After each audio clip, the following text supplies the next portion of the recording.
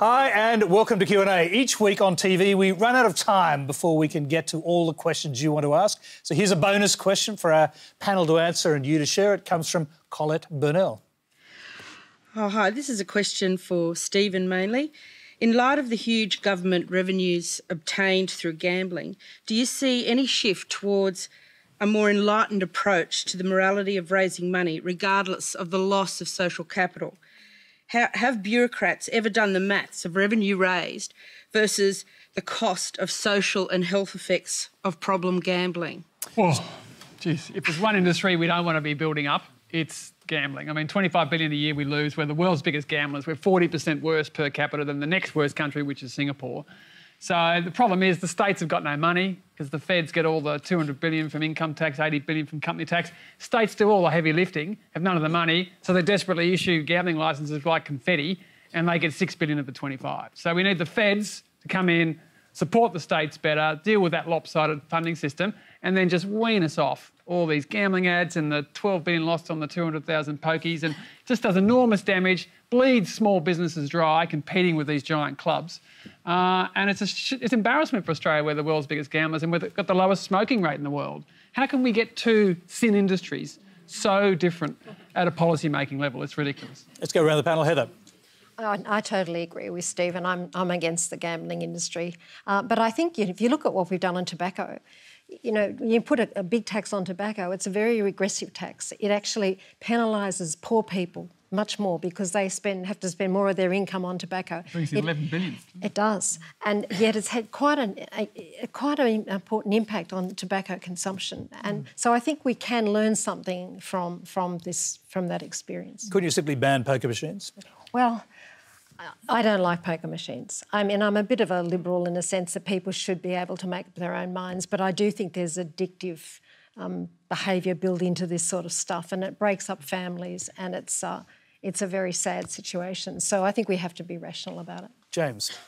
Look, gambling is a legal pursuit and it's a legitimate industry. I recognise absolutely that for some people, maybe for many people, it can become a real problem and there needs to be good programs in place and companies, it needs to be made sure that they act responsibly. But also, to some extent, it's in the eye of the beholder. Australians do love to have a bet. It's part of our culture. When so many of us go down to the news agency during the week on a Saturday morning to buy a lotto ticket, we're gambling. And in fact, those very small businesses, and often they are small mum and dad businesses, they often depend both on revenue they get from that and also the attraction to draw people into the shop to buy the lotto ticket. So when we're talking about gambling, and I absolutely recognise for some people it's a dreadful, dreadful thing, let's just keep it in perspective and be very clear about what kind of gambling we think is and isn't acceptable and how to deal with it. Sally. Oh, look, I'm no expert in this topic, but I've been watching the Tasmanian election with interest because this has been a big issue. And so I noted that the same people who own the hotels that have got the poker machines were the same people who argue for penalty rates to be cut. So I find it really hard to have sympathy for them. Our questioner is shaking her head. Colette, do you want to jump in there? I just don't think there's any room for the advertising of gambling or anything. I've been both professionally and personally. I've known families that have been absolutely decimated by gambling. I actually don't know if there really is. I would be very happy to forego my right to buy a lottery ticket if it meant that the misery and the suffering could be somehow, you know, diminished in any way. So I just... They're just making money off the misery of all these people. I've known people who have...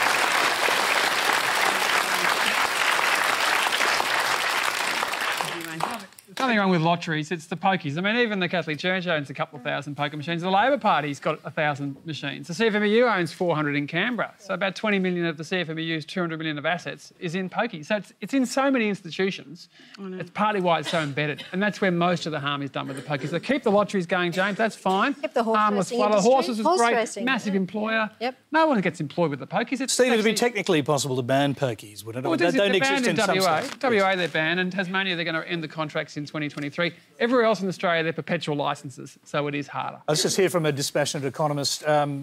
What does gambling addiction do for our economy? Yeah, and it is the addiction. That's the problem. So there's the small group of people for whom this is terrible, right? You know, they are addicts.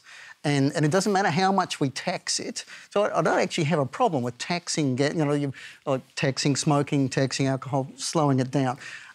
But addicts aren't stopped by the taxes. So you have to look at, well, you know, how much money can they take out of the ATM that's in, you know, next to the pokies? How much money can you put into the pokies at a go? You know, what's the coin limit and the like? You need to be doing a bunch of things that are specifically aimed at making a better outcome for problem gamblers, because their situation is terrible and it is not clear that we're doing enough for them as a nation. All right, that's our, I'm going to leave it there. That's our first experiment with extra question on Q&A. We'd like to thank our questioner, our first extra questioner, Colette Burnell. Thank you.